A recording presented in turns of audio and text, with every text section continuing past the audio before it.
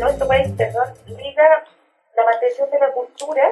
de los indígenas con la vida de ellos en comunidades rurales. ¿Qué relación ven ustedes entre la mantención de la cultura y la vida de los indígenas en comunidades rurales?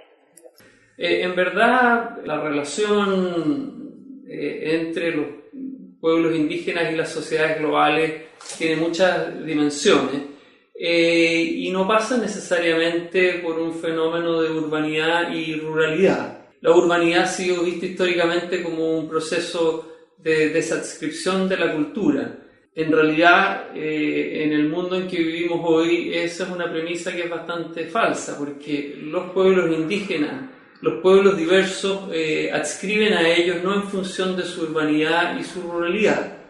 Y en ese sentido, no existe necesariamente una relación entre ruralidad y cultura. Pienso que el desafío tiene que ver más bien con el desafío de aceptar esa diversidad, de generar mecanismos para su reconocimiento, por de pronto, para el desarrollo de los pueblos diferenciados, cualquiera sea el contexto en que estos viven, sea tanto urbano como rural. Y esto es así, o sea, si tenemos que la mayoría de la población indígena está en las ciudades, y que por otro lado, diversas encuestas y instrumentos nos muestran que en principio los indígenas quisieran quedarse en las zonas rurales, por una parte, y por otro lado, que la cultura se está radicando, se está arrinconando, por decirlo así, en los sectores rurales y especialmente en los sectores rurales más remotos, nos plantea un tremendo desafío de políticas públicas. El desafío de políticas públicas es cómo en este país que es centralizado, en que todo tiende a concentrarse en las ciudades, cómo lograr que esas culturas que tanto queremos como país, que están siendo arrinconadas en las zonas rurales, cuyos miembros están migrando progresivamente a las ciudades, cómo logramos que no desaparezcan. Y sabemos que en el contexto urbano todo lleva al desarraigo, a la pérdida de las raíces, y recientemente, solo recientemente, la política indígena se está haciendo cargo de esto, y creo que ahí hay que hincarle el diente. O sea, si tenemos un desafío tremendo que hacer es cómo logramos que las personas que están en las ciudades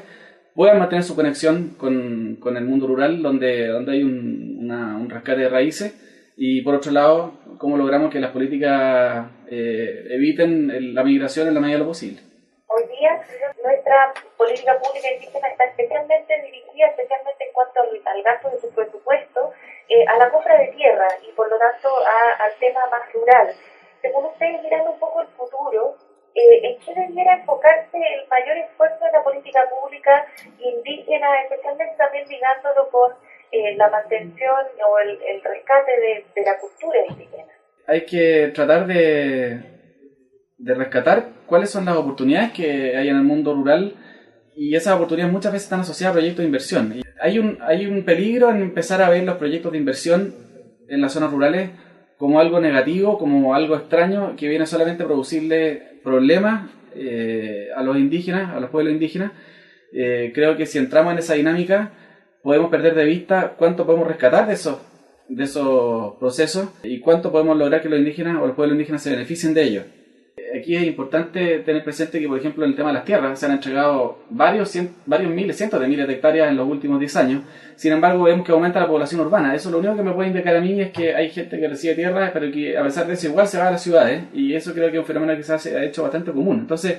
eso junto con la tendencia a tratar de crear territorios con algún tipo de autonomía, me produce la inquietud respecto de si realmente lo que quieren los indígenas o los pueblos indígenas, o si no es en realidad a una visión de personas que con muy buenas intenciones creen que ese es el mejor modelo para los indígenas, pero que tal vez tenemos que preguntarle a los propios indígenas si ellos están de acuerdo con eso. No puedo dejar de hacer la pregunta porque es generalmente la pregunta que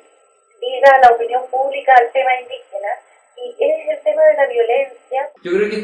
este es un gran tema para los años que vienen, porque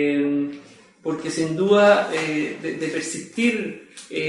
la política policial, y de persistir las tendencias de expansión de proyectos de inversión en territorios indígenas, se van a seguir generando hechos de violencia y pienso que ese es un desafío de la política pública que no ha sido abordado adecuadamente hasta la fecha. ¿Cómo no vamos a ser capaces de generar instancias de acercamiento entre el gobierno, las empresas y los las organizaciones indígenas, de modo de ver cuáles son los puntos de encuentro más que los puntos de desencuentro. No quiero decir, porque no me gusta eso, porque no es la solución, que lo que hay que hacer aquí es aplicar el Estado de Derecho y recurrir a los instrumentos. Eso es obvio, o sea, el gobierno lo sabe y todos los chilenos sabemos que eso es lo que corresponde hacer frente a la violencia, pero creo que hay que concentrarse en los aspectos positivos de la pregunta.